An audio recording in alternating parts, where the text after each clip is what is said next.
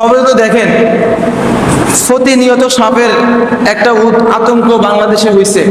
দেখেন না আপনারা যে রাসেল ভাইপার নামে একটা সাপ, এই সাপের অনেক বেশি আতঙ্ক দেখা যায় না?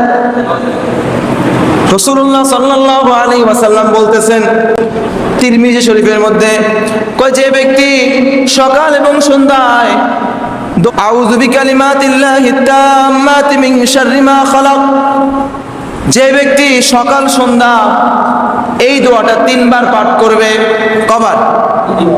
3 বার। সবাই বলুন, আউযু বিকালিমাতিল্লাহি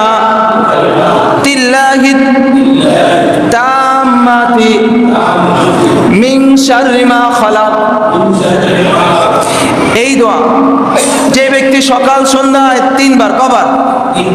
3 বার পাঠ করবে, রাসূলুল্লাহ সাল্লাল্লাহু আলাইহি ওয়াসাল্লাম বলতেছেন তাকে ওই যদি ফজরের পর পাঠ করে, ফজর থেকে নিয়ে মাগরিব পর্যন্ত যত প্রকারের সাপ আছে, বিচ্ছু আছে, যত প্রকারের হায়ানাত আছে, জানোয়ার আছে, এরকম যত প্রকারের অনিষ্টকারী জন্তু আছে, যদি খাঁটি ইখলাসের সহিত যে আল্লাহ রাব্বুল আলামিন আমাকে হেফাজত করবে, দিল থেকে যদি কোনো ব্যক্তি এই দোয়া 3 বার পাঠ করে, রাসূলুল্লাহ সাল্লাল্লাহু আলাইহি ওয়াসাল্লাম বলতেছে তাকে এই সমস্ত প্রকারের মুসিবত থেকে আল্লাহ রাব্বুল আলামিন হেফাজত করবে। এবার ধান খেতে জানেন, ধান কাটতে বিসমিল্লাহ বলে দোয়াটা পড়ে গেলেন, আউযু বিকালিমাতিল্লাহি তাম্মাতি মিন শাররি মা খালাক। খেতে গেলেন, হেফাজত করবে কে? ধান খেতে যাচ্ছেন কাজ করতে, সাপের আক্রমণ থাকতে পারে, সাপের ভয় থাকতে পারে, এই দোয়াটা দিল থেকে পড়ে ফেললে হেফাজত করবে কে? আবার যখন মাগরিবের নামাজের পর সন্ধ্যাবেলায় পড়বেন, মাগরিবের পর রাস্তা দিয়ে হাঁটতেছেন, মেঠো পথ, মাটির রাস্তা, বৃষ্টিকাল, সাপের ভয় আছে না নাই? আছে। যদি এই দোয়া 3 বার আল্লাহর উপরে ইয়াকিন রেখে পড়েন, হেফাজত করবে কে?